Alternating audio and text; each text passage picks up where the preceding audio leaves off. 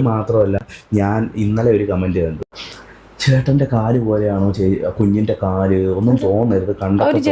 ഇതങ്ങനെ വിട്ടാ പറ്റില്ലല്ലോ. ഇതിപ്പോ തമാശയായിട്ട് ഒന്നും പറയുന്നതല്ല ഗൈസ്, ഇത് ഞാൻ സീരിയസ്ലി 100% സീരിയസ്ലി ഞാൻ പറയുന്ന കാര്യമാണ്. എന്നാൽ തുറന്നു പറയണം, സത്യം സത്യമായി കേൾക്കാൻ എനിക്ക് വലിയ ഇഷ്ടമാണ്. ഞാൻ സീരിയസ്ലി ഇവക്കറിയാം, ഇവക്ക് മാത്രമേ അറിയുള്ളൂ, അതുകൊണ്ട് ഞാൻ പറയാം. ഇങ്ങനെ പറയാം, എന്റെ ലിംഗത്തിൽ ഒരു മറുകുണ്ട്. എന്റെ ഭഗവതി, ഞാൻ എന്തൊക്കെയായി കേൾക്കുന്നത്? ഒരു ബ്ലാക്ക് മറുക്, ചെറിയ ബ്ലാക്ക് മറുക്. അത് ഈ ചെറുക്കന് കറക്റ്റ് ആയിട്ട് ഇതൊക്കെ എങ്ങനെ സംഭവിക്കുന്നു? എന്റെ കാര്യങ്ങൾ ഒരു പ്രാണി പോലും അറിയാതെ ഒളിപ്പിക്കാൻ ഞാൻ ശ്രമിക്കുമ്പോ നീ നോട്ടീസ് അടിച്ച് നാട്ടിൽ മുഴുവൻ വിതരണം ചെയ്യുകയാണല്ലോ ദ്രോഹി. ഒരു കാര്യം ചെയ്യടാ, നിന്റെ സാമാനത്തിലുള്ള മറുകെ നീ ഫോട്ടോ എടുത്ത് തമ്മനയില് കൊടു, നാട്ടുകാരെ കാണട്ടെ, എന്നിട്ട് 2 റൗണ്ട് വിട്ടുകൊടു. അയ്യേ, വൃത്തികെട്ട ഏർപ്പാട്. ആക്ച്വലി അങ്ങനെ ചോദിക്കുന്ന ആ ഒരു അവരുടെ മൈൻഡ് ഉണ്ടല്ലോ, ടിപ്പിക്കൽ മലയാളി പിള്ളേര്.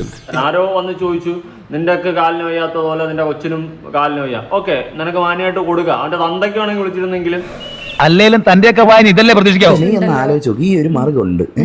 ഇതിപ്പോ എനിക്ക് ആൾക്കാരുടെ മുമ്പ് എന്റെ ചെറുക്കനും എനിക്കും ഉണ്ട്, എങ്ങനെ കാണിച്ചു തരും? എനിക്ക് ഈ പറയുന്ന പോലെ സോഷ്യൽ മീഡിയ വഴി ഒന്നും കാണിക്കാൻ പറ്റൂല. അവന്റെ ചാനത്തില് മറുകുണ്ട്, അത് കൊച്ചിന് അതുപോലെ ഉണ്ടോ? നാണം ഉണ്ടാടാ നിനക്ക്? നാണം ഉണ്ടോടാ നിനക്ക്? എനിക്ക് എന്റെ ഈ പറയുന്ന പോലെ യൂട്യൂബ് സസ്പെൻഡ് ആയിപ്പോൾ ചിലപ്പോൾ ഞാൻ അങ്ങനെ കാണിച്ചു തരും. ഓരോന്ന് തങ്കപ്പന് ചീത്തപ്പേരുണ്ടാക്കാനായിട്ട് ഇറങ്ങും. അപ്പൊ അതുകൊണ്ട് ആർക്കെങ്കിലും ഒക്കെ ഡൗട്ട് ഉണ്ടെങ്കിൽ, നിങ്ങൾക്ക് ആരെങ്കിലും ഉണ്ടെങ്കിൽ വീട്ടിലോട്ട് വന്നു കഴിഞ്ഞാൽ ഞാൻ ഇപ്പൊ എനിക്കൊരു കാര്യം ബോധ്യമായി. താനേ വെറും തറയാ. എന്റെ വിചാരം മാസ് 5 ഡയലോഗ് എന്നാ.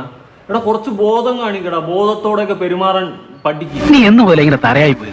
ഇങ്ങനെ ഒരു വെടല നിന്നെ ഞാൻ എന്നാ പറയാനാ? ഇത്രയും കഴിപ്പണം കെട്ടവനായി പോയല്ലോടാ നീ.